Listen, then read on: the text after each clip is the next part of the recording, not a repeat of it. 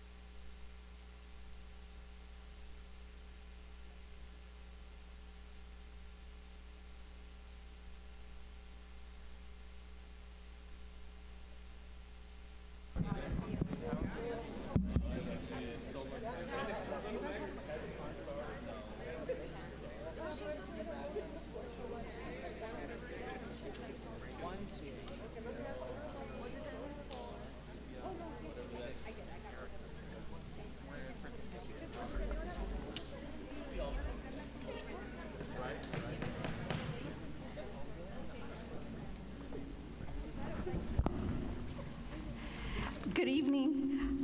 Thank you for joining us today. Our president is not here, so I will be leading the meeting. Before we get started, once again, we'd like to remind you that if you would like to speak during the public forum, there is a form back there that needs to be filled out. It's a yellow form, and then bring it to Ms. Delgado, please. I now call this Gadsden Independent School District regular school board meeting to order for Thursday, March 23rd at 5:05 p.m. Ms. Ludwig, can you please come to the podium and recognize your student? Madam President or Vice President? Oh, I'm Roll sorry. call. Take it back. Roll call. Ms. Delgado, can you please help us with that? Mr. Cano? Present. Mr. Castillo? Present. Ms. Flores? Ms. Murillo? Present. Ms. Rodriguez? Present. Madam President, we have established quorum. Okay, thank you. All right, Ms. Ludwig, can you please come to the podium? Thank you. Welcome, Madam Vice President and board members, Mr. Superintendent. Our student representative today, Janelle Marcus, will be the one leading us in the Pledge of Allegiance.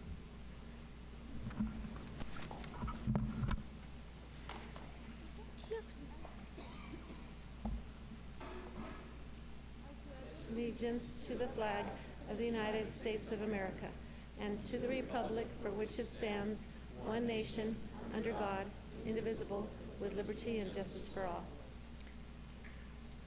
I salute the flag of the state of New Mexico, the Zia symbol of perfect friendship among united cultures. Thank you. We're going to go ahead and move on to our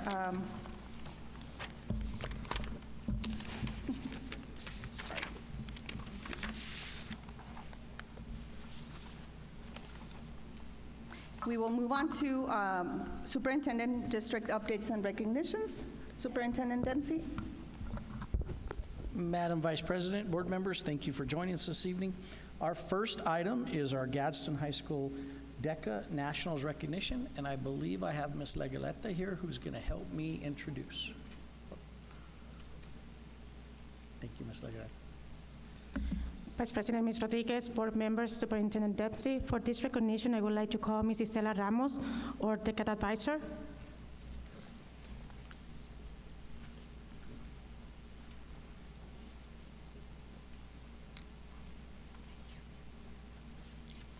Good evening, Superintendent Dempsey and members of the board. My name is Isela Ramos, and I'm the marketing teacher and advisor at Gadsden High School.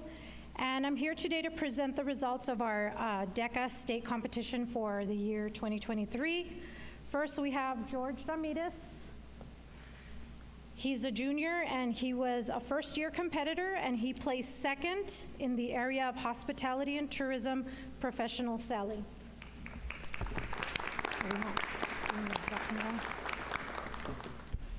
Go ahead.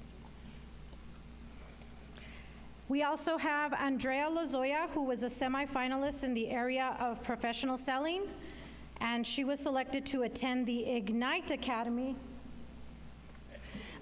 which is part of DECA's Emerging Leader Series that prepares DECA members to be effective leaders in college and careers. Because of their hard work and dedication, these students will attend DECA's International Conference in Orlando, Florida, from April 21st through 25th, and we are all truly proud of them. And just an extra little thing, every year we go and we compete, and our DECA chapter is a little one. I mean, the biggest I've had is like 16 students. We go and compete with the Albuquerque schools that have chapters with over 100 students. And so the fact that we always bring back some winners, I think is, you know, extra for who we are competing with. So thank you very much.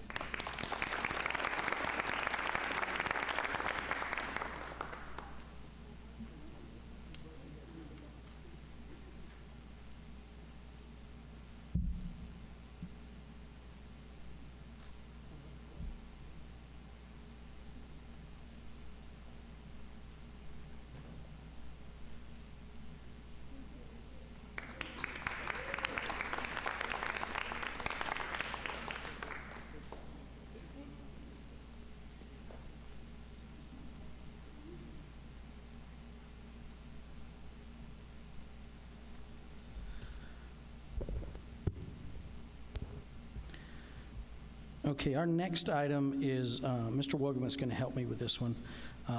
This is the 2023 Gene Bottoms SREB Pacesetter Award. Madam Vice President, members of the board, Superintendent Dempsey, I'm going to share a little bit of information on this.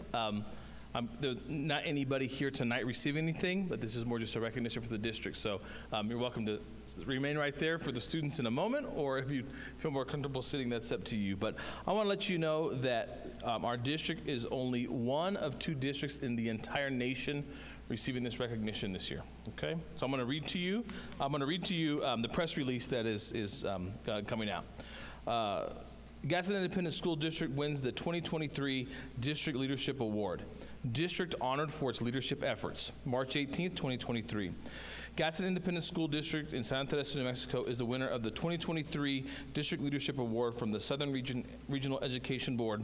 The district will be honored at the July 18th, 2023 at the SREB's annual Making Schools Work Conference. The Leadership Award recognizes districts and leaders that are leading the implementation of one or more of SREB's Making Schools Work school improvement frameworks. Leaders create the conditions that help schools achieve success in meeting bold goals related to the success rates, student achievement, readiness for college and careers, and/or credential attainment. The district's commitment to improving student success was recharged by the creation of a partnership with SREB over a decade ago. A series of grants from the state to promote work with SREB, along with technical assistance visits at the district's high schools, was the first step in this chapter of school improvement. As a result of the TAVs, leaders were encouraged to raise expectations, believe every child can be successful with the right supports, look more deeply in classroom instruction, and expand course offerings for all students. To address Perkins 5 legislation and to reassess the current state of the CTE programs, SREB led a career pathway review of the district program in middle school and high school. The current CTE work, influenced by the review outcomes, is focused on coaching for assistant principals that support CTE programs, instructional rounds, and project-based learning professional development for the staff. Recently, the district has utilized SREB supports for instructional coaches and academic teachers to ensure they have well-developed professional learning community processes and practices. Campus instructional rounds and job-embedded coaching are another element of support that is a centerpiece of ensuring that teachers and leaders are focused on instruction. Last year, the district expanded their support to other campuses and asked SREB to conduct curriculum instruction reviews in all 16 of their elementaries. This process has opened the doors to engaging faculty and staff in the problem-solving process so individual campuses can grow by addressing their problems of practice internally. These actions have resulted in documented gains in student success. There has been an improvement in the four-year graduation rate at all high schools, with 4 over 80% and the district average outpacing state performance by 6%. Similar results are seen in math and reading achievement scores with a 10% or more increase during the time of the partnership over the last decade. During the same period, 8 schools substantially improved their comprehensive ranking as measured by the Public Education Department. Elective offerings at high schools were transformed from standalone options and traditional vocational courses to defined career pathways integrating STEM, education, public safety, and more. Finally, in the partnership with SREB helped to develop teacher leaders that have remained with the district and are now serving in a variety of campus and district administrative level positions. SREB congratulates the district's leaders, teachers, students, and community for its success. In addition to the recognition at the opening session of the conference, each award winner will present a showcase at the conference. So to all of our teachers, students, district leaders, this is a tremendous recognition that with everybody's support, our district will be receiving this summer. So thank you. Thank you, Mr. Waldman. Our next item is our Santa Teresa High School Computer Science. This is a Samsung Solve for Tomorrow. Ms. Suggs? Good evening, Madam President, board members, and Superintendent Dempsey. This evening, I want to talk to you a little bit about the Samsung Solve for Tomorrow competition. This is a competition that is open to both middle school and high school students, and the purpose of the competition is to encourage our students to use their creativity, their problem-solving skills, and to address real-world issues that are related to education, environment, public safety, and health. So this evening, I have the pleasure to introduce to you the teacher that led our students to be named one of 50 state winners, and they received a $12,000 prize package. So this evening, I have Mr. Saul Nunez.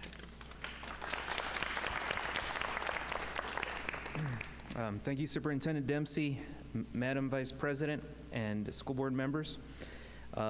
So in late January, we were notified that we were one of the state finalists for the Samsung Solve for Tomorrow Challenge. And amongst, some of the state finalists, we had a lot of STEM charter schools in New Mexico, a lot of Albuquerque schools, and, I talked to our team captain, and we came up with a plan to try to win state champions. And this year, we were notified on February 15th that they did, in fact, win state. And now we have an opportunity to win nationals. So right now, at this point, they've won a $12,000 prize from Samsung. They've also won a laptop and a Galaxy phone, and they've been giving them those type of rewards or awards. And now we have an opportunity to win up to $100,000. And the chance for them to take a trip to New York, I believe, to Samsung headquarters, where they're going to, if they are given top 10 out of the 50, they'll have that chance to go to New York and try to win the $100,000. There's also 3 other top prizes for $50,000. So I believe that they have a really strong chance of winning. They have a great idea. It's really innovative. And so at this time, I want to present to you the team. Our team captain, Erica Peralta. she'll go ahead and if I can have all the rest of the team come up as well, so you guys can tell everybody what she'll be doing for the competition. Thank you.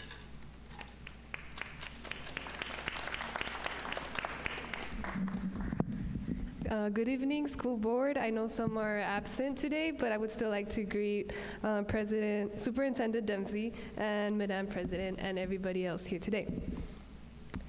So this was actually my first year in Computer Science Honor Society, and one of the requirements where you have to take a competition. And I was like, okay, let's do the Samsung Solve for Tomorrow. Reading the prompts, we were all kind of scared. The prompt included that saying we have to create something, create a tool, something that's sustainable and innovative that will benefit our community specifically here in this Gadsden Independent School District area. And for days, we were just brainstorming, wow, what can we do? We're in the middle of a desert. What's something that we can do here that can apply to our situation? And finally, one day, Mr. Nunez, he was actually like, what about the situation going on right now with immigration? We were all like, wow, we never thought of that. I'm pretty sure everyone's aware with everything that's been going this like winter season. And I was like, oh, okay, that's perfect. Well, let's do something in that topic. So taking into consideration their problem, I guess I'll explain it a little bit. Recently, we have seen a lot of refugee seekers, asylum seekers coming to the southern border looking obviously for a better future, but unfortunately that has led to a large population of the homeless community on this side of the United States. And regardless, of points of views, it doesn't change the fact that these people are on the streets, especially in this time of winter, this time of cold. And when it came to competition, we had to put a category in which our invention was gonna help. So there's like medical, there's nature, and the one we chose for this was the health portion of this. After a little research, we saw that being exposed to cold temperatures can compromise your immune system, and when you have a weak immune system, that's not going to help you fight against cold-related flus, and eventually that affects everyone, since we have to get them medical attention, etc. So what's something that can help them be a little more warm from the cold? And that's when finally we decided, we have the idea of a powered heated mat, something they can put on the floor, could keep them warm from sleeping on the floor. But we said, well, usually stuff like that, like a heated blanket, you can just connect to the wall. But them who are on the streets, they can't just find a wall to connect it to. So we thought about it, and we came to the conclusion, what if we make a solar-powered heated mat? So that was the idea. We're trying to create sort of flooring. We're calling it a mat. We're calling it the living lumbre. One of the teammates will expand on that name a little bit later on. But overall, what this thing does is going to create hope for them, and that they're getting a little more warmth in these hard times. So with the help of my team members, they're all going to explain a little more in depth how this works, how it's composed, and a little input of what they want to say. Thank you.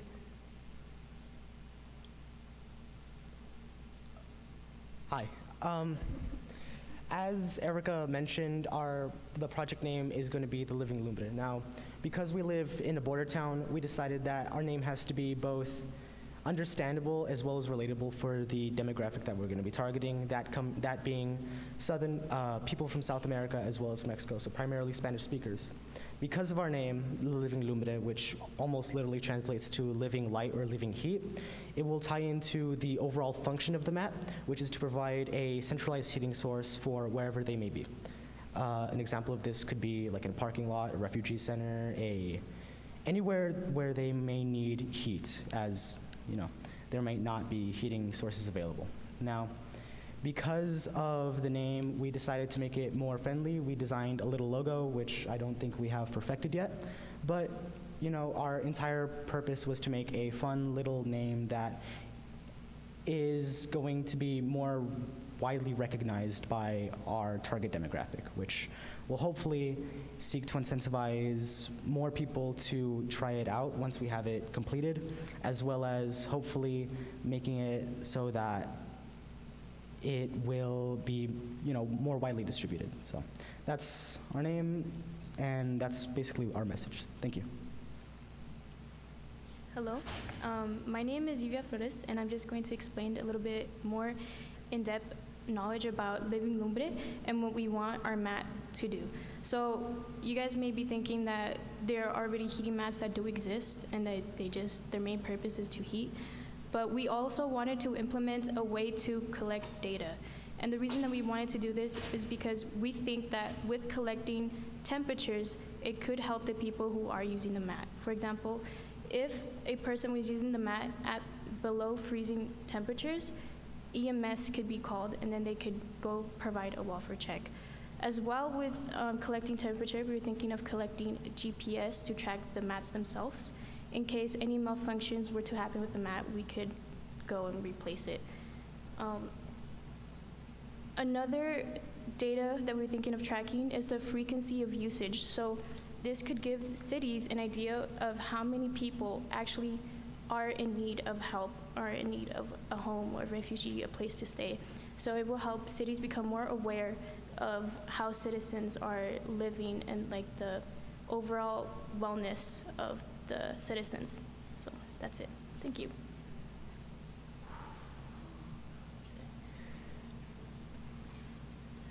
Hello. To help us collect this data for the refugees, we are going to be using the Raspberry Pico. It is a small device that can control other devices via Bluetooth. We have been working with it, and we've been learning how to program with it, work with it, and we've been having a great time with the Raspberry Pico. Thank you. I'm in charge of making an app for our project, and like Alejandro mentioned, I will be coding the app so it can work with the Raspberry Pico. So if a user wishes, they can connect to their phone and they can use that as a controller instead of having to use the built-in controller that we're making. I'm also making or using heating sensors. So that will be what's going to be used to collect the heating data. And so far, right now, I'm just researching how to actually use it and how to implement it into our project. I'm in charge of the power source for the Living Lumbre. As Erica said, we're using solar panels.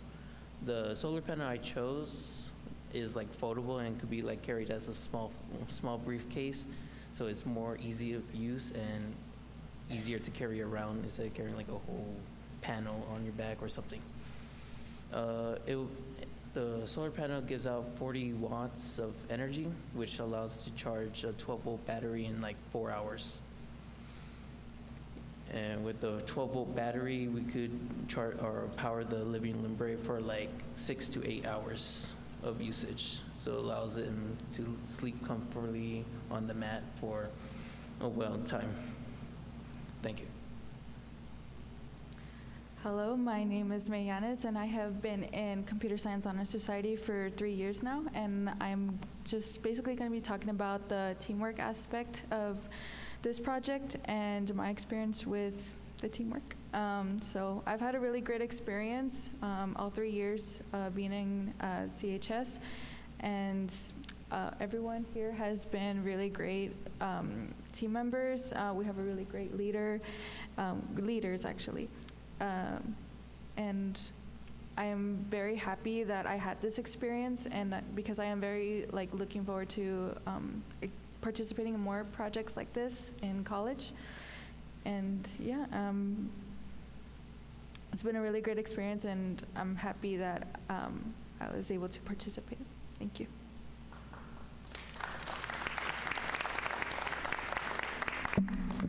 So we just want to thank the whole school board. We know you guys are the ones that help us with the resources to have a computer science program in the first place, to have these after-school activities, and we're glad that we get to be able to participate in something that can elevate hope. And hopefully, it's been really hard, it's been really stressful, but we'll see if we can get to nationals.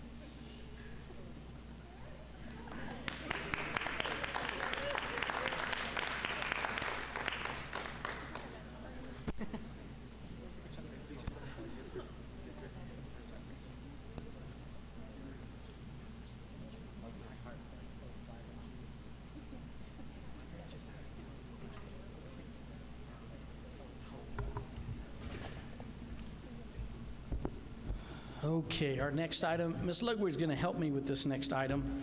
But this is what we're going to eventually get to do here as a classroom, get to participate in a classroom demonstration. And this is called an anatomage table. And after she presents, we'll temporarily transition to a classroom. We'll get a demonstration from students, and then we'll return to finish up our meeting. Ms. Ludwig? Yes, thank you, Superintendent Dempsey, Madam Vice President and School Board. First of all, I'd like to congratulate these young students here that, very impressive. And you mentioned that you want to give hope. So many times we focus on the negative, and right now, you just gave me so much hope. Seeing you young guys and being so positive and doing something so good, congratulations. And there is hope for the future, huh? Yes.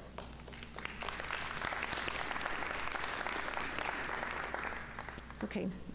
We will be presenting I have two students, and our CTE program we started just 2 years ago with the ARP proposal that we wrote. Just so you know, I asked for like $7 million worth of things, and didn't get all $7 million, but we did get two things that I think are very, very good. One of them was that anatomage table, and the other one is a greenhouse, which our student representative will be telling you a little bit more about it. But it's a great experience for our students to learn at the higher level that this equipment brings to our students. I know that my students always think,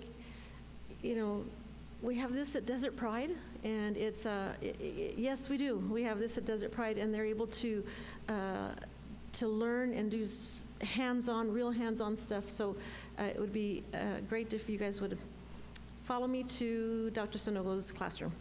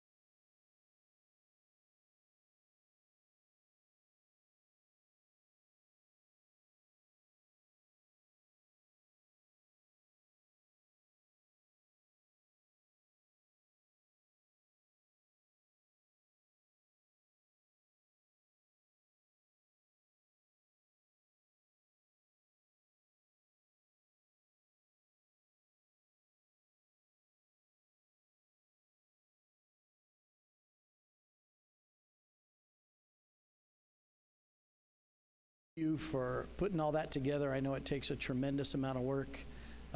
Very impressed with your staff and your students and their ability. They've only had it since January, right? And it's taken a little time to get even training on it.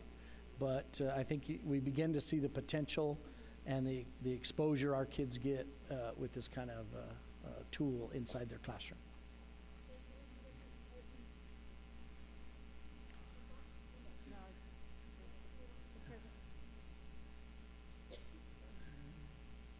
There you go. I just, I also want to thank Ms. Rosie Villalobos, who handles all this money that, you know, it's just so much. And like I said, I did a proposal for $7 million, and she was able to weed out everything else and still come up with, you know, something meaningful for the kids. And of course, Mr. Wolgemuth, who went through all the trouble of helping us get this ordered and stuff. So it's a team effort. It's a team effort. And ultimately, you can see how my students, you know, and I can sit there and do this all day. So it just grabs them. So thank you. Thank you, Ms. Ludwig. Okay, our next item is our legislative update. I think you're all aware that we have completed the 2023 legislative session. A couple items I would just bring to your attention. House Bill 130, which is known as extended learning time. Actually, the first two, House Bill 130 and Senate Bill 4, both of these have made it to the governor's desk. They're in a great place. However, there's not major changes for us. We've been an extended learning time district for several years. There is an hour requirement within House Bill 130. It's 1140. Like I mentioned before, we've already exceeded that. Our secondary schools are 1149, and we've got to make sure we iron out any kinks we have with breakfast after the bell. But I don't anticipate major changes to our daily schedule. So Gadsden as a school district is in a really good place. You're going to hear probably things in the media about schools, districts having to extend their day or extend their hours. We're really in a really good place to be able to implement both of these, and already in a good spot to accomplish that, okay? Now, there is one change to our calendar, so we probably will be bringing back the calendar for you to review. A bill that I believe is House Bill 4 that established Election Day as a school holiday for students and staff, which personally I think probably Election Day should be a national holiday, but I don't know that, you know, we're not going to cover that here, but it's an adjustment we'll have to make, a minor adjustment. I don't see a big change with that, but we will be bringing that back to you so that we're in compliance with that. House Bill 134, that ensures that various menstrual products are available in all public schools. We have to make sure those are available free of charge. House Bill 126, this is an item that's going to come back to the board. Don't panic on this, though. We have some time to implement it. It doesn't impact till the next group of freshmen come in, and we'll be having some conversations about what we want graduation requirements in Gadsden to look like. New Mexico lowered the number to 22, and there's 2 within that 22 the board has to decide what they would like to do with. Obviously, our academic team will have some recommendations, and then the board's going to probably need to review the idea. Previously, Gadsden had 2 additional credits higher than the state minimum. And so you have to consider if that's something that you're, as a board, interested in doing. But we'll have some time with that, and we'll do some work on it. House Bill 533, which Representative Lotta is here with us this evening, and I will tell you, being a member of the NMSIA board, this was difficult. This was a monumental task to try to take on. I think he did the best job I could ever imagine. And it didn't quite come out the way exactly we thought it was originally drafted, but it did come out to where we have some tiers. And what will happen is, depending on your salary level, the district will pay more towards your medical benefit package. So in general, if you make less than $50,000, the district will pick up 80% of those benefit packages. If you make between $50,000 and $60,000, it will be 70%.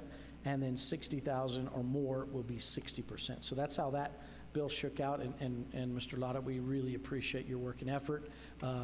Like I said, this was a very monumental task, and I think you did a great job, so thank you for helping our employees with that. Yeah, thank you. Educational assistance raises, they set a minimum for our educational assistants of $25,000. Now, what that's going to do to our salary schedules, and we were working on these today, is we got to look at other job classifications, because we can't lose everybody from other job classifications because they make more as an educational assistant. And so we're working on those pieces. Ms. Martinez had presented kind of a preliminary plan to a group today, and she's got a lot of work towards that, and in the next couple weeks we'll have some more. And then in general, you can think about the budget, about a 6% raise. Now, 5% for increase, 1% for medical benefits, but at the end of the day, here's the language you got to watch for. As House Bill 2 was passed, it included averaging language. Our current governor typically, I don't know this, we got to wait for her to sign everything. She typically doesn't like averaging language. And if she line items out that word average, now it's across the board.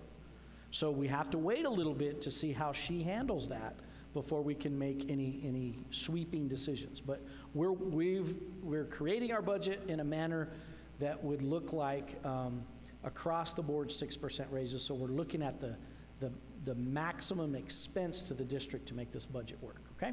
And then I have some really good news that I dug into today, and I had kind of lost track of some of this, but I believe it's Senate Bill 131, if I have my numbers right there. But, we've been battling with these offsets for years. And it's really a struggle, because the offset is that reduction of money you can receive from the state. So if you take a special appropriation, then you might lose dollars for our facilities, and that's really tough on us, right? Well, it looks like those offsets are going to be eliminated. I don't know if that's forever or temporarily, but it looks like offsets are going to be eliminated for some time here. And then even bigger, there's a possibility of reducing our matches. So, if we have to come up, let's just say we're building a $60 million facility, a middle school, and we have to come up with $15 million, typically now that would be reduced to maybe 10. And so that gives us more money. We can invest differently, maybe expand the building and get a little bit bigger building, or a little bit the bells and whistles that come with it. So those are the items that we want to watch for. Now keep in mind, nothing's done until April 7th, when the governor has to sign at that point. So keep an eye on that, and it'll be in the media, a lot of hard work that was done, and we'll be watching for those pieces as well, okay? Next item is Early Out Wednesday. This was a kind of a little bit of a request from our board, and so I'll just tell you what I know at this point. So we first implemented Early Out Wednesdays during this current school year. They are planned for the coming school year as well.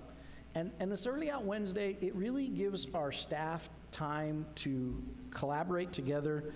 You need to have, it aligns with Marzano and our continuous improvement strategies, giving teachers time to sit, collaborate, and talk about student work, talk about lesson planning, talk about proficiency scales, and ensure that we're preparing the very best lessons possible for our students. And then the good news is, I mentioned the increase in hours to that 1140. For elementary schools, 60 of our PD hours can be counted toward, they're embedded in that 1140, and 30 for our secondary schools. So that's another piece that I think we're well poised to be able to implement these things in a really good place, kind of a little bit ahead of the game on this, thank goodness. So, okay. And that covers our Early Out Wednesdays. Our next item is our student representative, and today we have Ms. Marcus, who is a 12th grader here at Desert Pride Academy.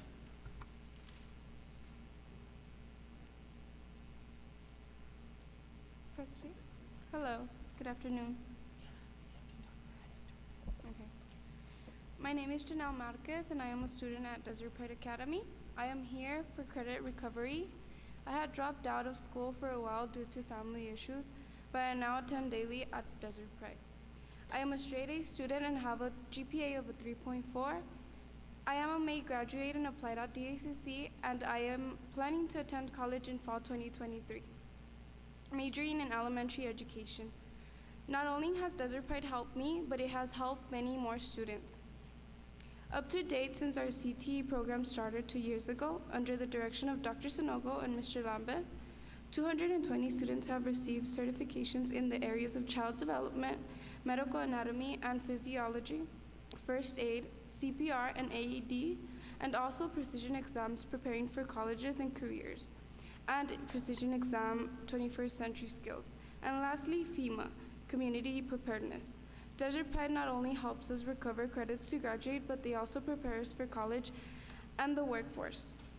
We are also in the planning stages of building a new greenhouse where we can learn new skills and acquire new certifications.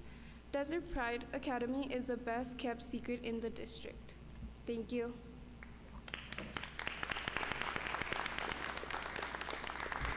Thank you, Janelle. Okay, on to board member report. Mr. Castillo? Thank you and good afternoon. It's not going to be a secret if you keep on talking about them like that, so be careful, huh?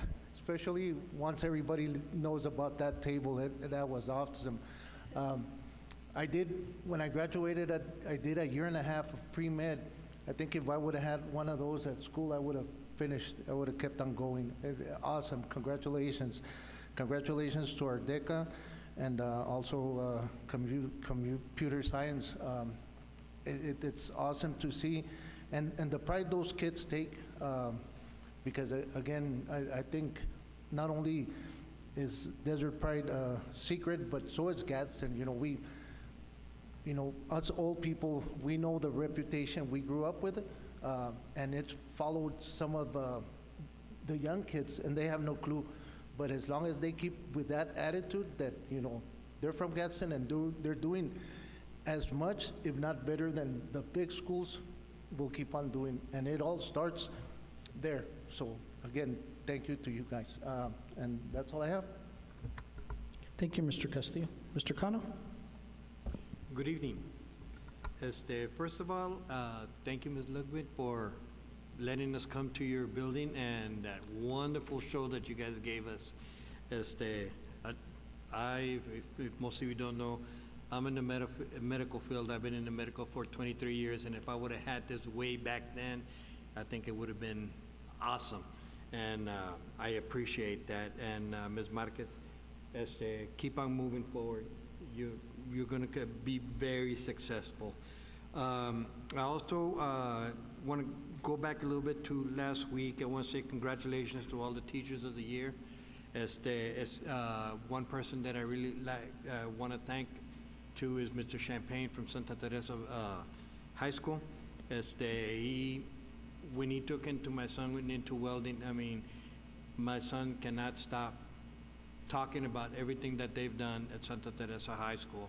And now he's just about to graduate in his welding program from Western Tech. And if it wasn't for Mr. Champagne that took him under his arm to push him into the welding program, I think he would have probably been a little bit behind, but God, he did a wonderful job, well-deserved.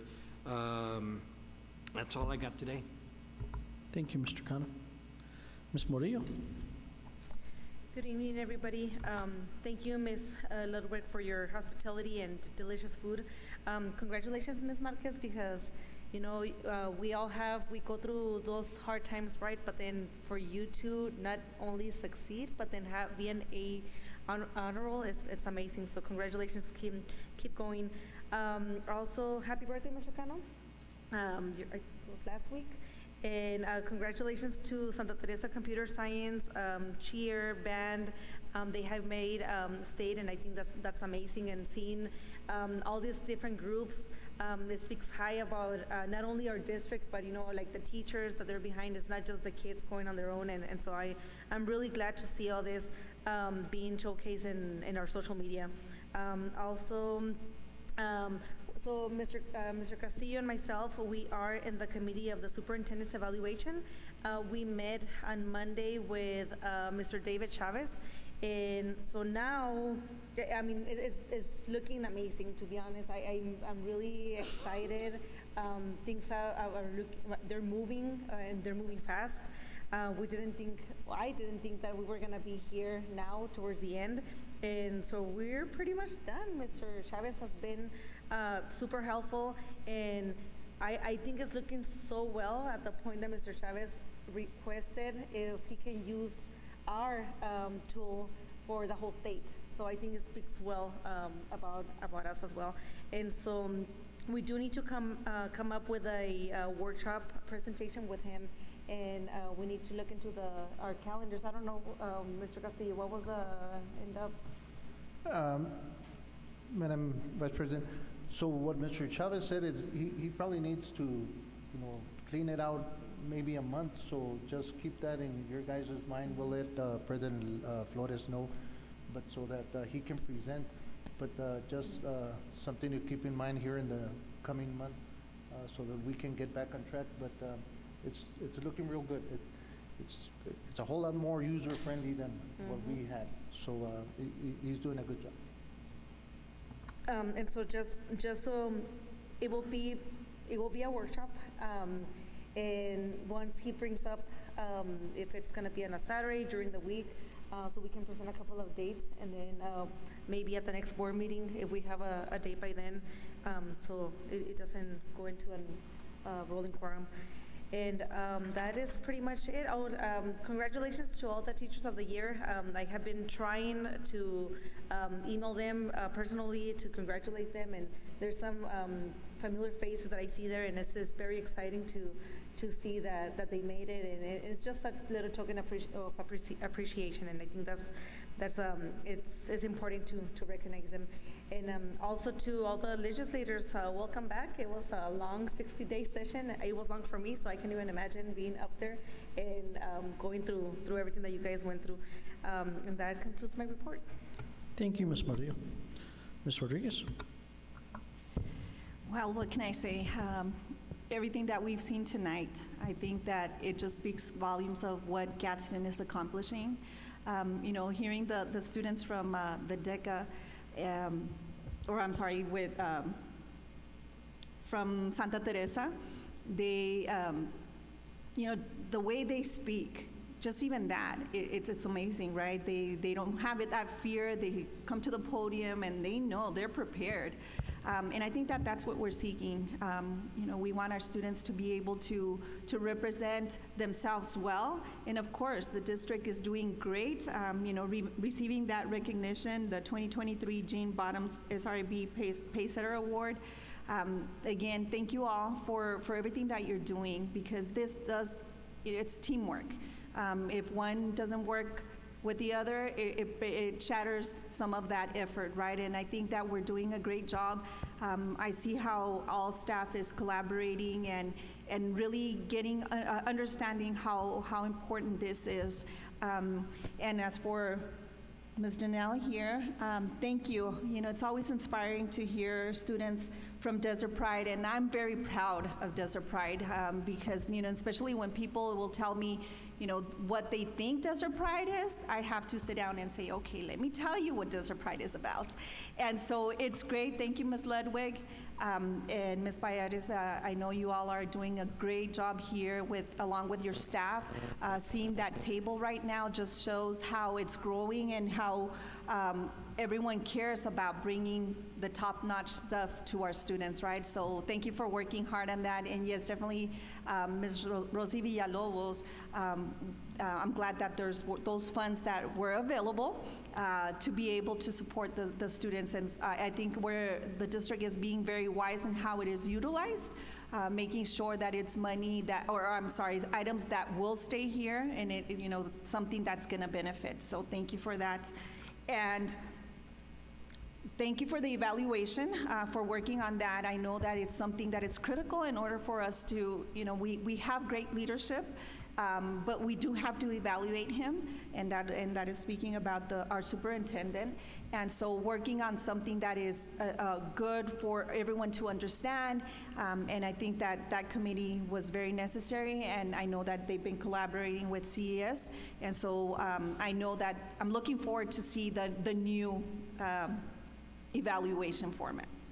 And Mr. Lara, thank you for being here. I know it had been a very, very long 60 days. Welcome back. And thank you to all our representatives and our senator, that we're up there voicing what the community needs. So greatly appreciated. And I think that concludes my report. So now we're going to move on to the next item, which is the Human Resources Report. That is item 4. That one is just for public knowledge. Therefore, no action is required on behalf of the school board.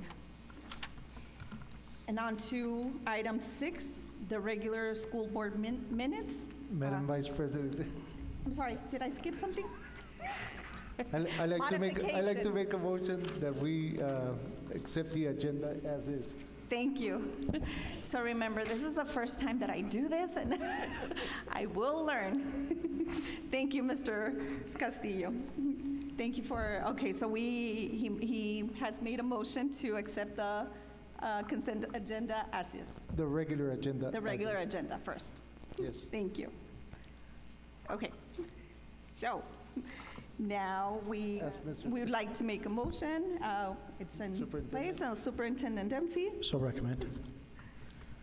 All in favor? All in favor, say aye. Aye. All opposed? Motion passes. Perfect. Okay, so going back to regular school board minutes, do I hear a motion? Madam President, I'd like to make a motion that we accept the regular school board meetings for March 9, 2023. Mr. Cano has made a motion to accept the regular school board minutes for March 9th, 2023. Superintendent Dempsey? So recommend. All in favor? Aye. All opposed? Motion passes. Moving on to consent agenda, do I hear a motion? I make a motion that we accept the consent agenda as is. Ms. Arlene Murillo has made a motion to accept the consent agenda as it is. Superintendent Dempsey? So recommend. All in favor? Aye. All opposed? Motion passes. Now moving on to item 8.8, open forum. Ms. Mary Lou, do we have any?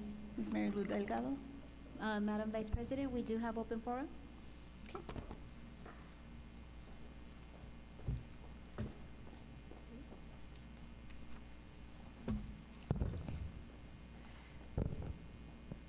Okay, so we do have 3, and so at this moment, I'm just going to read a part of this. Of course, if you signed up for this, you read this, but I'm just going to make it so everyone knows what it states.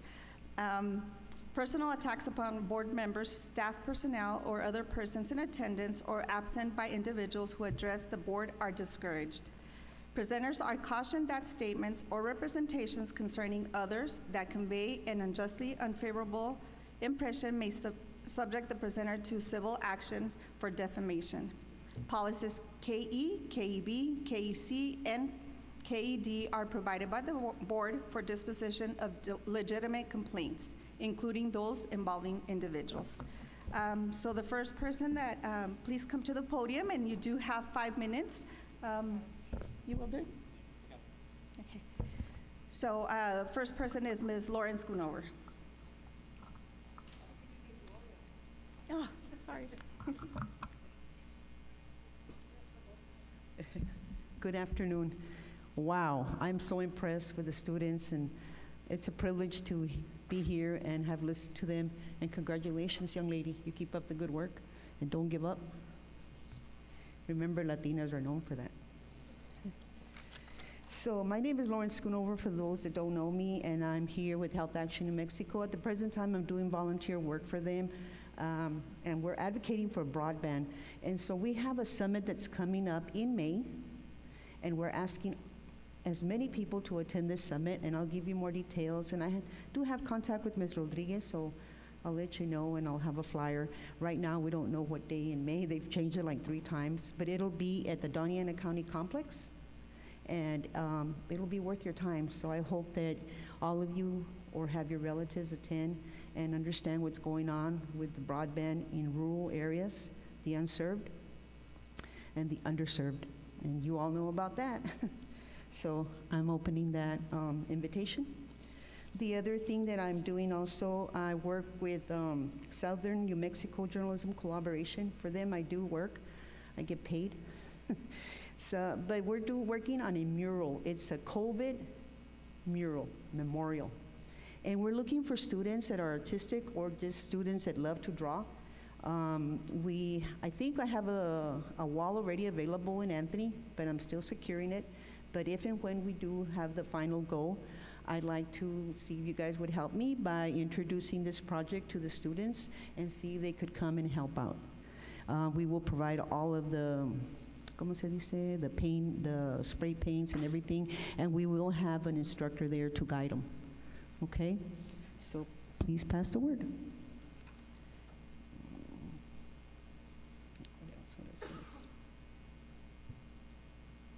And that's it. Thank you. Thank you, Ms. Schoonover. The next one is Ms. Gloria Gonzalez.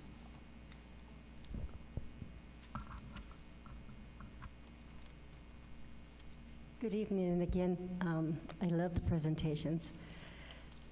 I wish my daughters were here to see this. It's just amazing, amazing. So thank you very much, young woman, which is what you are, a young woman that is so intelligent. We Latinos have to stand up and share our voice with everyone and let them know that how powerful we are. So welcome. I'm here because I know you all had well, it was sponsored probably by Gadsden, a meeting on broadband in Anthony a couple of weeks ago, a week ago, at the VFW hall. And so anyway, I wasn't able to attend, so I apologize because I really wanted to go. But I have a question. So this broadband that's coming in to Gadsden, you've got some funding, right? So is this funding going to last more than a couple of years, and how is it going to serve the students? So at this moment, we cannot respond, but it is something that will be on our agenda. So. Okay, that was it. Thank you. Thank you, ma'am. And our third and last is Mr. Roberto Nito.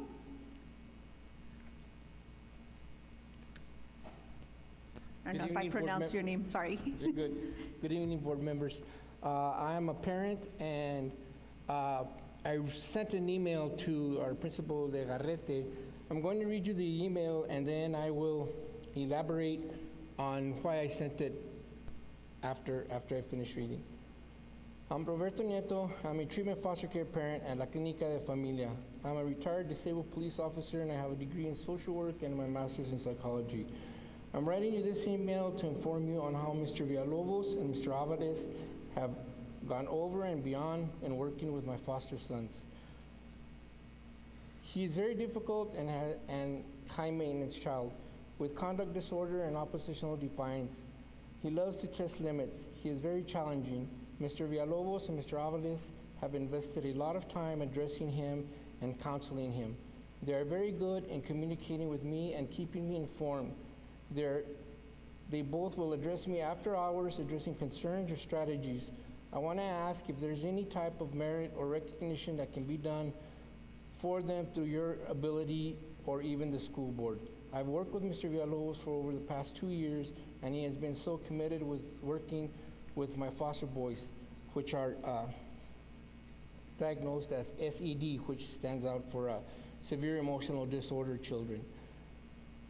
Mr. Villalobos goes out of his way to buy snacks and give him rewards. There is so much that he does for these kids, and I believe that yourself and the school board should know Mr. Alvarez as well has been dealing with my boys for the past 5 years. I believe that he as well should be recognized. These two gentlemen are an asset to the Gadsden Independent School District. They take a personal interest in helping these boys excel in their education and in their functioning in normal society. I've been a foster parent for over 20 years, and this is the first time I've been involved with the educational professionals that have gone over and beyond providing education and education, and they will ask how they are doing once they leave Gadsden High School. I would appreciate if something could be done to recognize them publicly. Thank you for your time. So anyways, I figured I've worked with them for so long, I've been a foster parent for so long, and as parents or foster parents, we tend to quickly criticize teachers, complain, but it's rare when you hear in the media teacher being appreciated. And these two gentlemen, I'm speechless. They've done so much for the boys I've had in my house. Many of them have been very successful, and it comes because they've played a role in their success. So I think that I just felt I needed to do this to have them recognized or addressed in some manner, because nowadays, you see the media and all you used to see is teacher did this, teacher did that, teacher cussed at a kid. But parents never have the motivation to come and say something or address something when a teacher does something right for a child and makes a change in his life. So that is why I'm here. Thank you. Thank you, sir.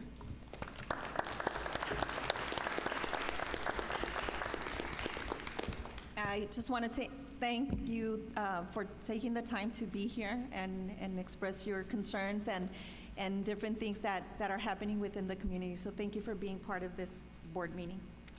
And now we're going to move on to our action item 9. Superintendent Dempsey. Madam President, or Madam Vice President, board members, this item was requested by a board member. And so just to talk, probably tonight would be a good time to maybe just open up the dialogue. And we're talking about the number of items in our discussion section in our agenda.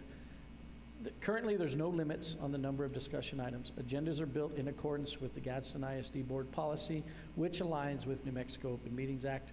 Board members have voiced concerns regarding the length of regular meetings. So, Ms. Murillo, if you're comfortable, I don't know if you want to speak to this and maybe open up the conversation about it. Yes. So, not to throw my fellow members under the bus, but there has been conversation about the limit of the action items.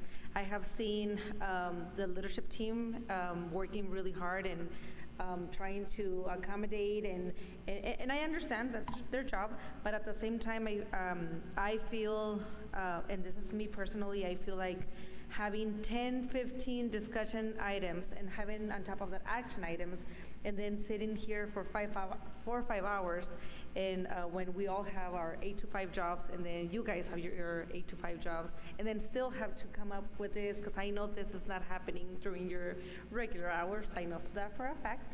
And then I started realizing that, and this is within the last 4 or 5 months, that I sit here and I see the audience, and we're all tired. It's not that I'm picking on you guys, but then I feel uncomfortable, and I need to use the ladies' room, or I want to get up and stretch, but I feel that's inappropriate, and it's not ethical to be doing that.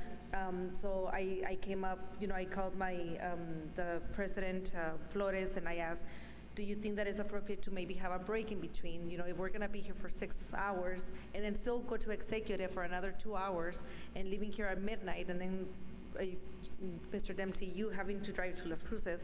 So it goes on and on, right?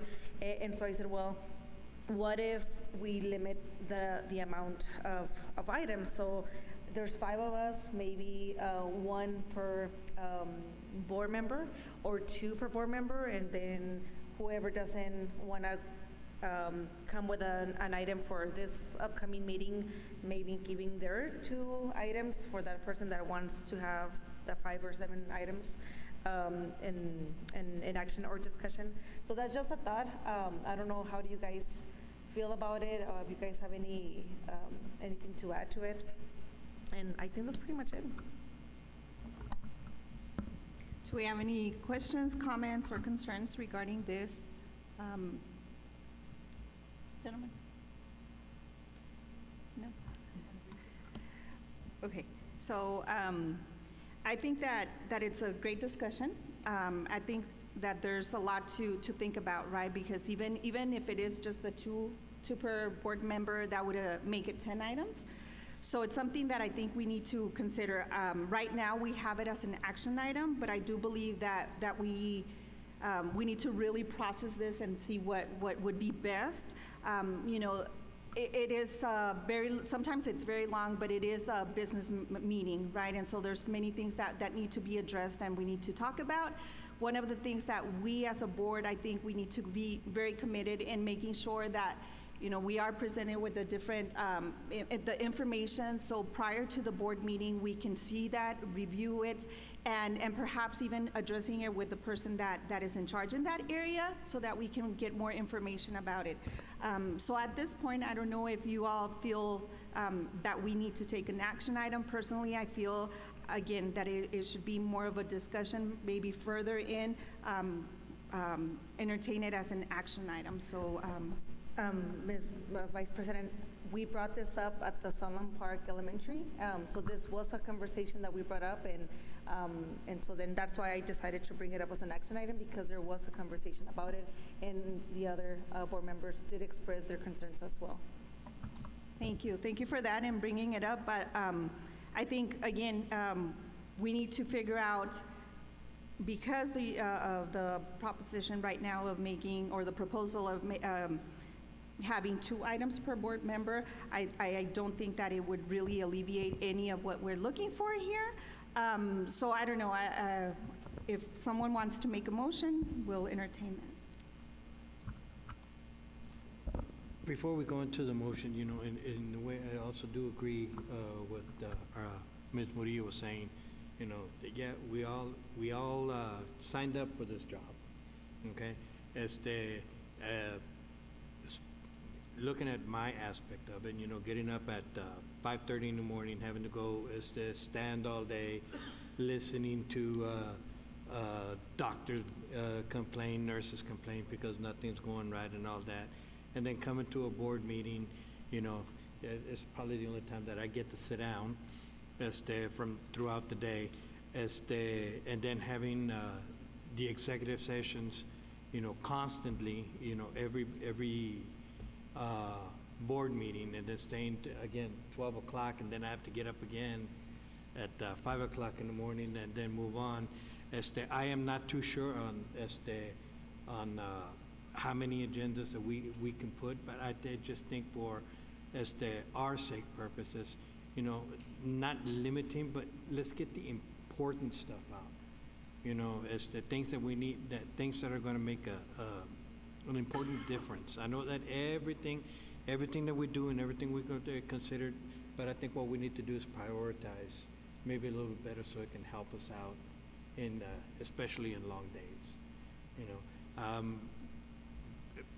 working in the medical field, you know, we got long hours, we got 18 hours, 20 hours, especially when we're on call, we go up to 22 hours. They won't let us work over 24 hours, you know, and then it's just overwhelming.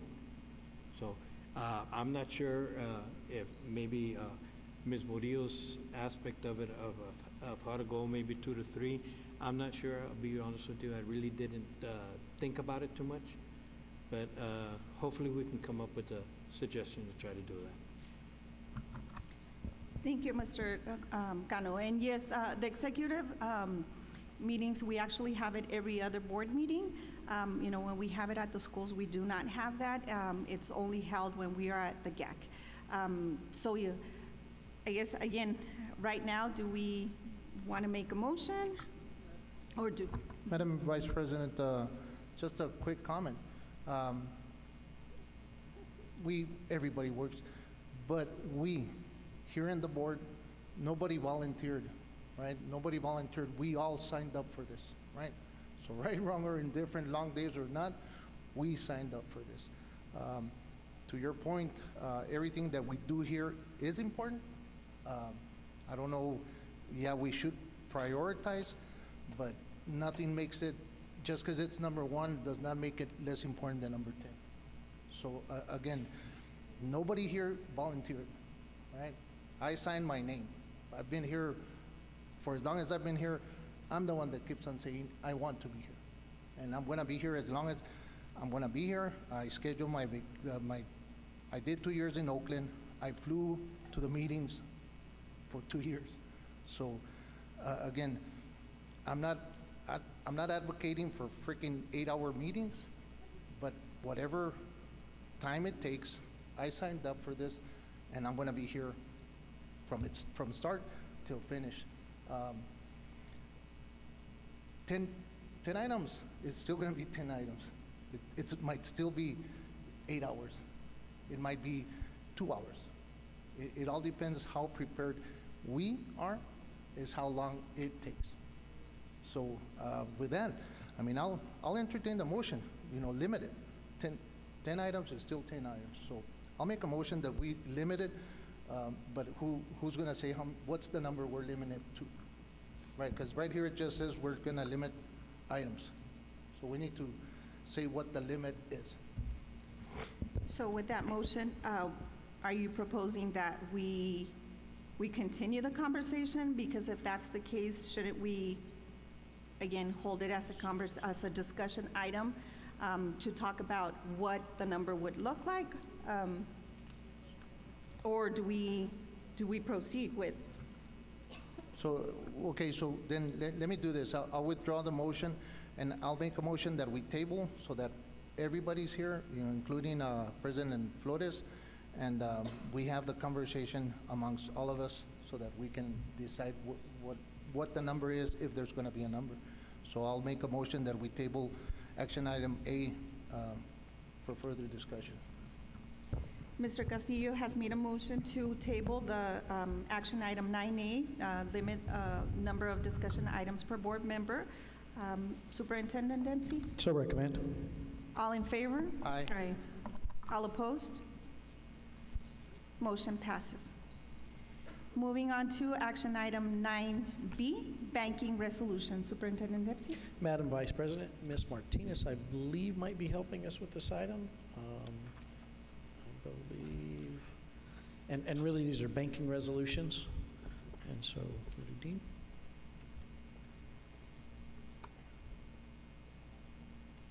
Madam Vice President, members of the board, Superintendent Dempsey, due to the recent changes in our board structure with the different secretary, we are needing to update the banking resolution because when we sign on the checks, we need a different signers on the account.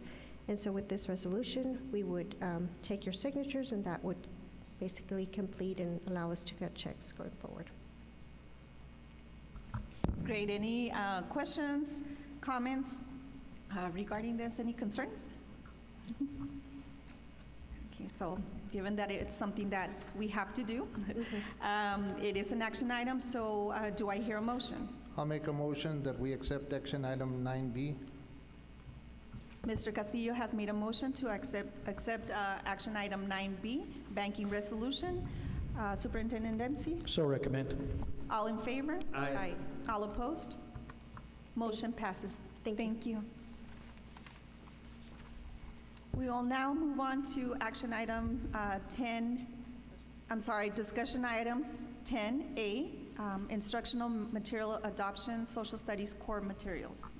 Superintendent Dempsey? Madam Vice President, board members, Mr. Wogemuth is going to help us with this item, and we also have Mr. Latta here to offer additional support if we need it. Madam President, members of the board, Superintendent Dempsey, thank you for having me tonight. As we know, Mr. Latta was been very busy the last 2 months working on great legislation up in Santa Fe. So as a former history teacher and a former campus administrator, wanted to make sure I was able to pinch hit and support him in getting the information that his department needed to move forward with the social studies core material adoption. So what I've just given you some information tonight. If you were unaware, these bullets you see in front of you are from board policy on our responsibilities for textbook adoption. Again, your function is to approve budget for the adoption. We work with the superintendent's office for the selection process. We do notify the public and involve the public, and in those procedures, it also involves how we establish our committees. Next slide, please. So notice to parents was posted on our GISD website. Each campus did have a textbook review committee. Parents were included on those committees. Campuses had the opportunity to review text samples on campus, attend publisher presentations, and review material information posted on the NMPED website. Again, that's for your browsing, at your convenience. Campus committees reviewed each title and submitted a rubric with their preference. And of course, if you'd like to see the procedures that were used and the rubrics that were used, you can find those at those links at your convenience. Next slide, please.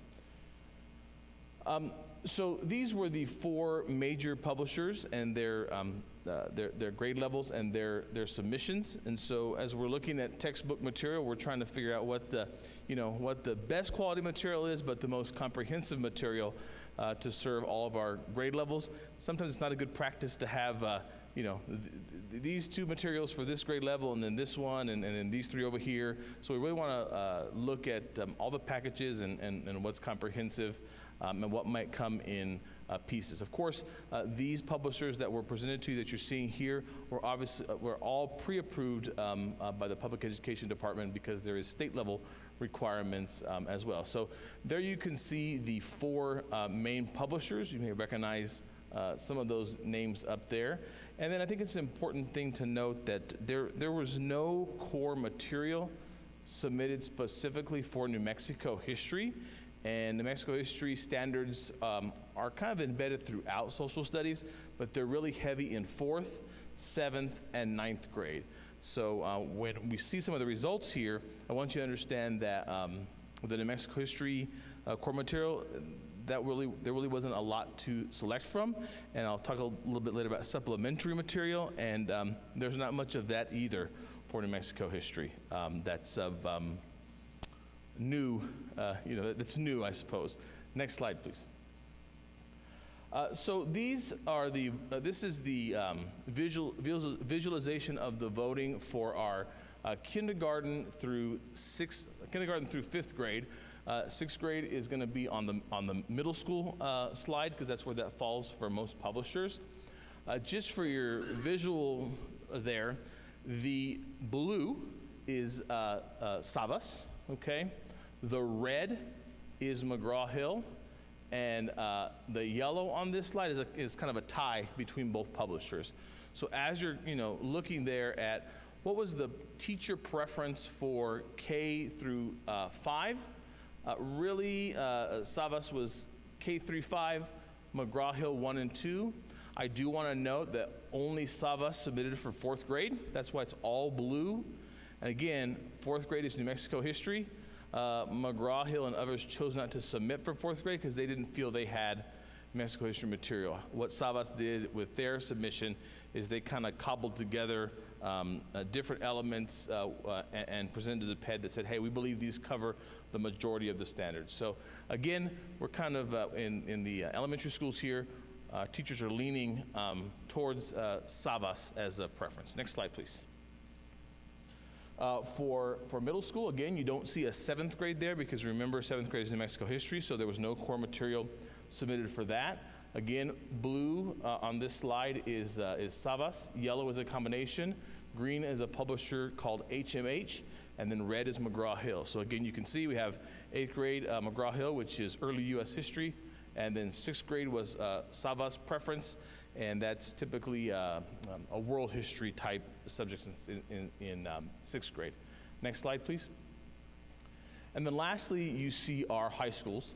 High school, we do by grade levels. The U.S. history is in 10th grade in our district. World history is in 11th grade. And then government and economics is combined for the senior year. Again, no 9th grade on there, because 9th grade is New Mexico history. No core material submitted for that. So again, when you're glancing at this, you can see, once again, blue is Savas, red is McGraw-Hill, turquoise is another publisher, Cengage, and then green is some combinations of publishers. Again, the preferred texts for all those levels, really Savas. Okay, you have a 50-50 split on government, but Savas was the preferred text there. Next slide, please. So I just wanted to give you a quick summary of some of the features of Savas and McGraw-Hill, because those were, again, some of the ones that performed at the top. And then this last slide, I'll share with you some thoughts before we make a final decision on what publisher that we adopt in our district. So Savas and McGraw-Hill really offer the only almost complete K through 12 program. Again, 4th grade and 7th grade are going to be missing because of New Mexico history, as well as 9th grade. So those first 3 bullets are what both publishers have: digital access to online material. They're compatible with Google Classroom, and they're compatible with Schoology, which is an LMS we're going to be working over the next few years to implement.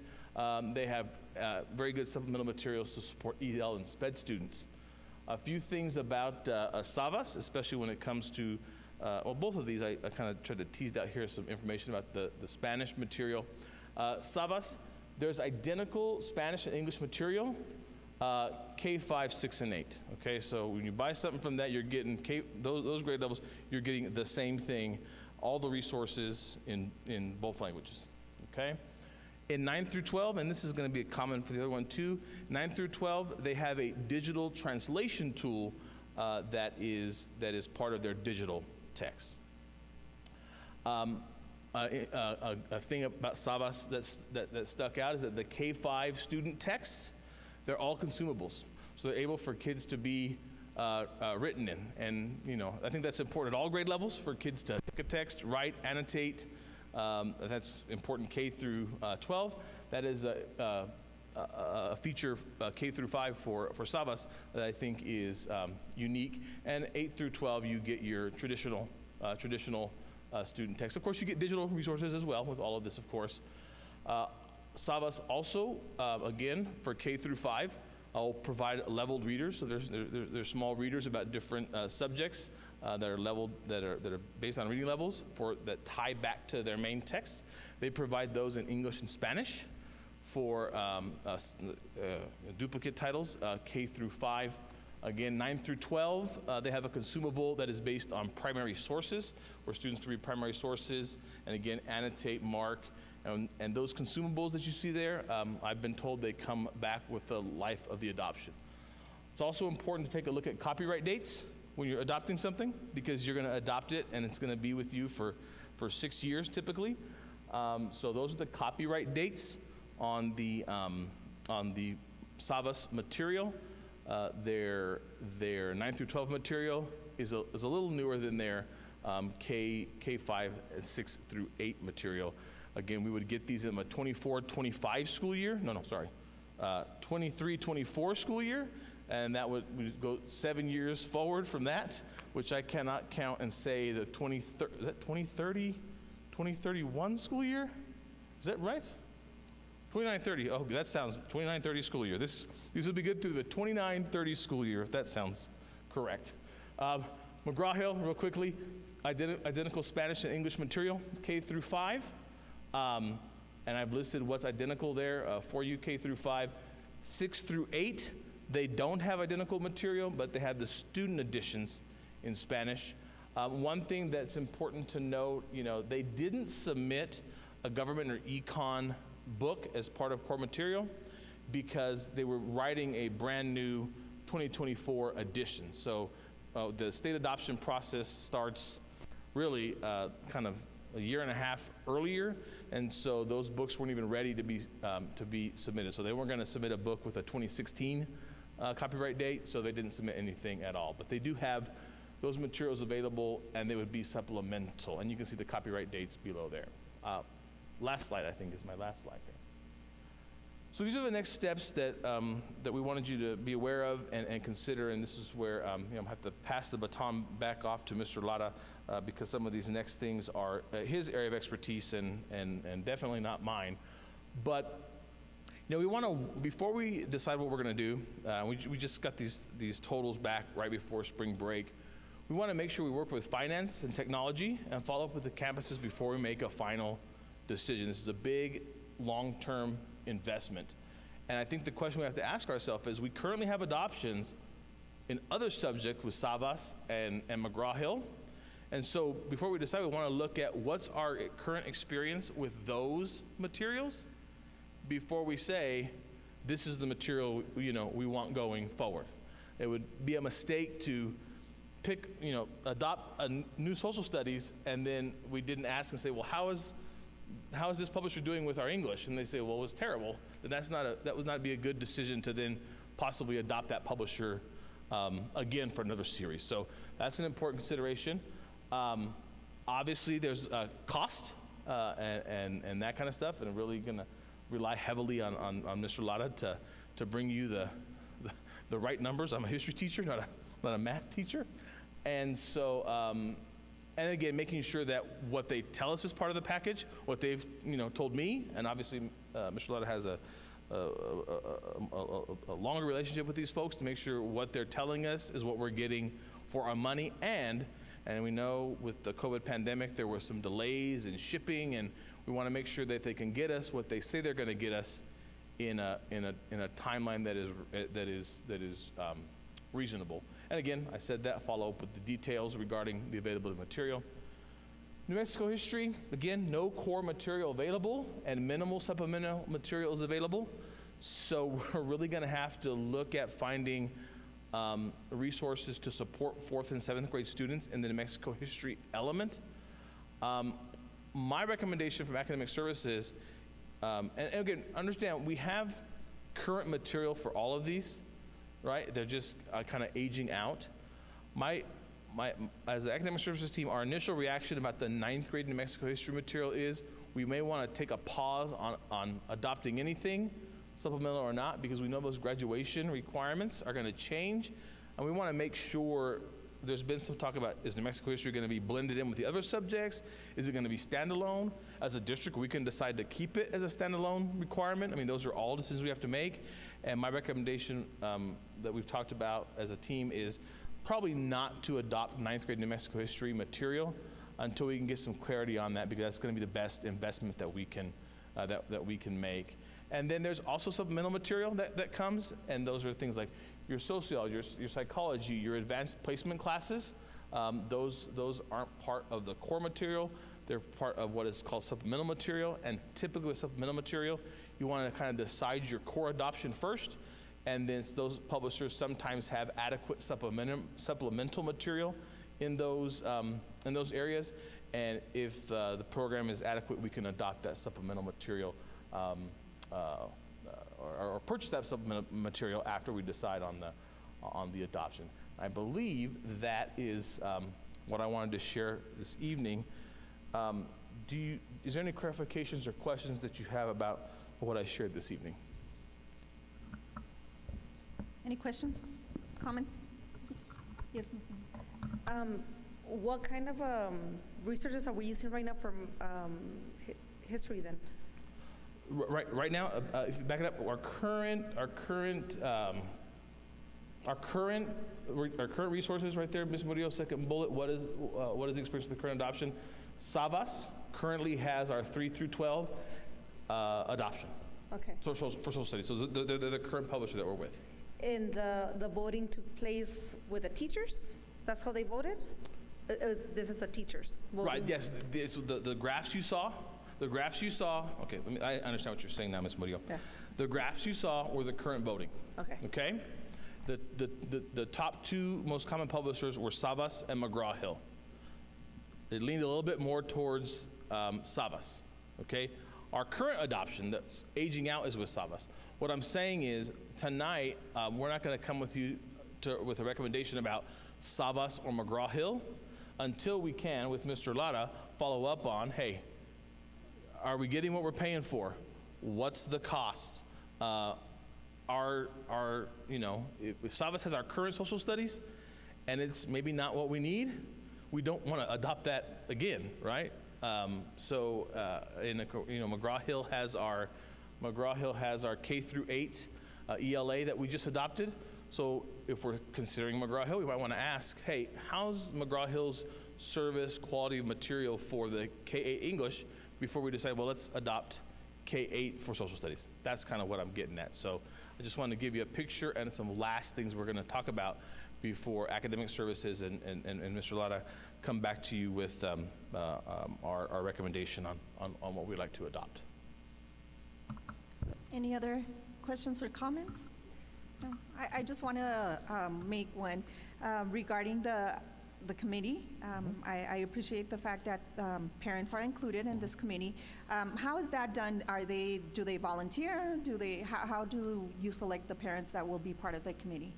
Madam President, Madam Vice President, members of the board, Superintendent Dempsey, that is typically left up to a campus decision. They often will bring parents from their coffee with the principal. They'll put kind of a general information out. It really kind of varies. However, that principal feels is the best way to recruit and get interest. So we just give them those different venues and really leave it up to them on how they choose to decide to select who to include. Great, thank you, and thank you for the thorough information. I think that it's critical for us to understand how the selection of or adoption of the materials are done. So I think that this really gives us a great picture of how that goes about. So thank you, Mr. Wood. Thank you. Right, now moving to discussion item 10B, update on broadband project. Superintendent Dempsey. Madam Vice President, board members, Mr. Snowdy is going to help us with this item. Madam Vice President, school board members, Superintendent Dempsey. So just to kind of recap where we're on the broadband, in essence, part of our project is to provide every Gadsden family with high-speed internet. Now, since we're providing that, that will be filtered content. So basically, that'll be inappropriate material, shopping, streaming services. It'll be used primarily for student research and to complete activities online. Now, that is intended for every Gadsden family. Now, if the family desires unfiltered access, they'll have to make an agreement or pay for the services with our partner, who is Chaparral Wireless. And 95% of our families qualify for the Affordable Connectivity Program, which means whatever contract, and they don't have a pricing plan available for us yet, but we should have that very soon. But for example, if it's $50 a month normally, that ACP takes $30 a month off their cost.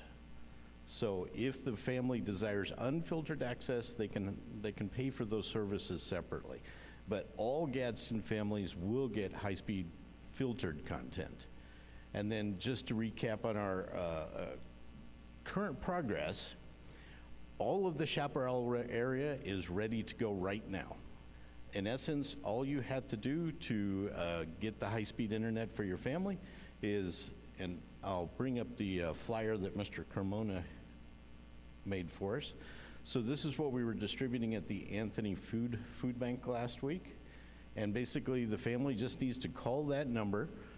They'll give the address of where they live, and they'll verify that they're a student within our district, and then they'll sign them up and then get a team to come out and install that device.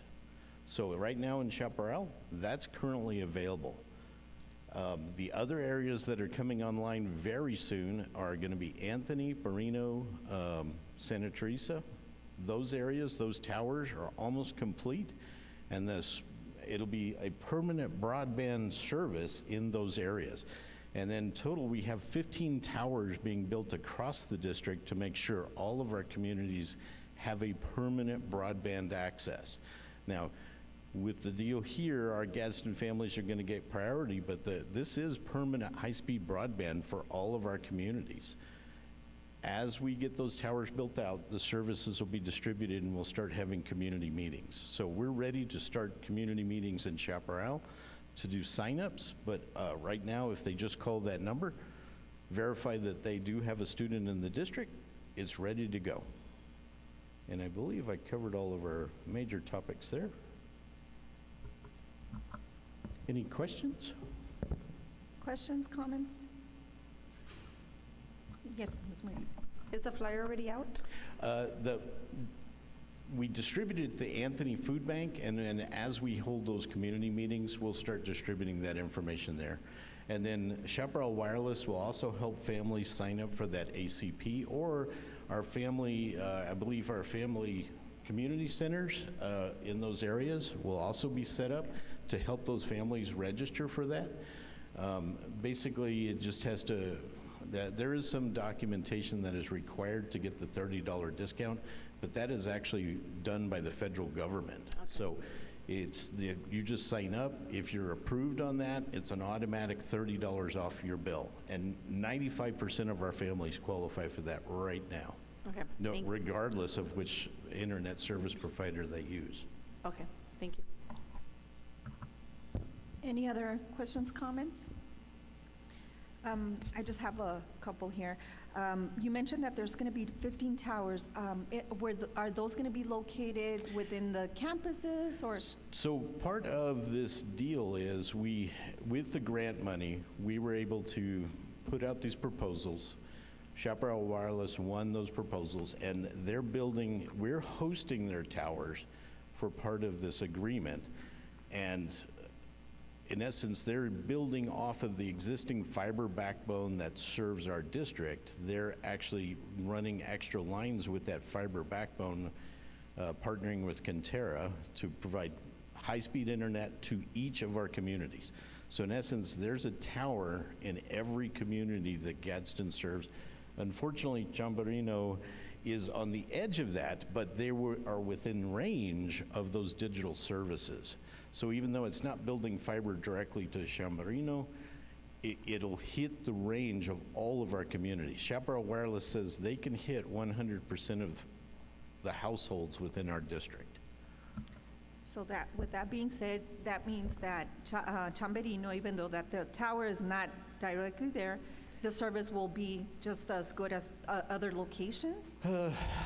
There is a distance factor, but they are within the recommended manufacturer distance of that service. And then since there's not a lot of obstructions, in theory, it should reach there adequately. Now, until we actually deploy those towers and then actually start deploying units to families, we won't have an accurate measure, but it's supposed to be high speed, in theory, up to 100 megabytes. Now, this is for the student families. We're getting a really high quality receiving antennas for the student families. But it's still, the regular service should still hit what the FCC definition for broadband, which is 20 megabytes or higher. Okay. So are we currently looking at a plan B? Once I mean, it's going to take a while, right, until everything's enforced and. Well, as these transmission technologies evolve, the distances that they can provide services only increases every year. I mean, the services that they're building out right now did not exist 5 years ago. So these technologies are evolving. So if our Chamberino students can't get access, if we can't serve that community, we'll have to look at something else to improve service out there, because part of the agreement is like the Yazzie Martinez lawsuit. We have a responsibility to provide internet services to our families, which I believe we have 120 students in Chamberino, I think, if I remember my numbers right. Great. So, Chaparral is ready to go, so do we have an estimate time when the other ones will be available, the Berino? Anthony, Berino, Santa Teresa, maybe in the next 2 weeks, but Chaparral Wireless and Conterra seem pretty confident they could get all towers built by the end of April, and then they'll have to ramp up service there. So we're looking at the beginning of the school year, everybody should be within range and receive service. Excellent. And so the last question is, in order for the students to be receiving this service, they all need to register with the Chaparral. Right. As soon as that area comes online, they just call that number. They'll verify that it's actually a student family, and if they verify and it's approved, they'll send a team out, install a little receiver on the outside of the house, and then the wireless modem that's filtered inside the house. And then if the family subscribes to the unfiltered, they'll add another modem inside the house for the unfiltered. So the students can have filtered and the parents can have unfiltered. Right, okay, so can you just tell us a little bit, I don't know that everyone understands what filter and unfiltered means? So on the agenda, so in essence, if the school district is providing internet, it has to meet SEPA standards, which is the Children's Internet Protection Act. And that link will actually take you to the guidelines of what that means. And so when we contracted with Chaparral Wireless, their filtering service basically blocks out content that's deemed inappropriate. And so in essence, it'd be like the student is at school. You know, they're not going to be able to shop, they're not going to be able to stream, they're not going to be able to go to bad content. So the link there should send you to the webpage, which just describes that. Thank you. Any more questions, comments? No? Thank you, Mr. Mo. And I'll add real quickly, this is a permanent broadband service, so it's not going to disappear. Chaparral Wireless, this is a permanent service that will exist in the district after we all move on to other things. It's not going to disappear. Great, thank you. Okay, and moving to our next item, 11, announcement of upcoming meetings. Superintendent Dempsey? Madam Vice President, board members, just some notes here, and as we, as the spring occurs, very busy time. So if you don't have these in your calendar, I encourage you to try to get those in. We have some bond training. That was a request from the board to talk about some bonds, and we have that scheduled for Thursday, March 30th at 5 p.m., and it's a virtual link, so they'll be providing it virtually. What I'm planning on doing is probably setting up the boardroom, so anybody that wants to participate with me at that, then I'll just set up the boardroom, and they're willing to do that, and then anybody from the community who would want to do that could join me as well. I tried to put these in order, and I realized earlier I have a little mistake here, so I don't want to confuse anybody. Our next regular board meeting is April 6th, but then we're off to the national conference on April 1st through the 3rd. So I apologize for that. Those are a little out of order. Spring budget is coming up. It's April 11th through the 13th. Our NMSBA Region 7 meeting is April 18th. I believe Ms. Delgado was working on everyone's registration. So if it turns out you're not able to attend, please let her know. But she's going to kind of assume that everybody's going to be going and get us all set up for that. DACC Advisory Board meeting is Thursday, April 20th. Teacher of the Year ceremony is Friday, May 5th. DACC graduation ceremony is May 11th at 7 p.m. and the NMSBA Law Conference is June 1st through the 3rd. Great, thank you. Any questions or comments on this? No? Okay. So moving on to item number 12, do I hear a motion to adjourn? Madam Vice President, I make a motion that we adjourn. Superintendent Dempsey? So recommend. All in favor? Aye. All opposed? Motion passes. Thank you, everyone, for joining us this evening. Have a safe trip home.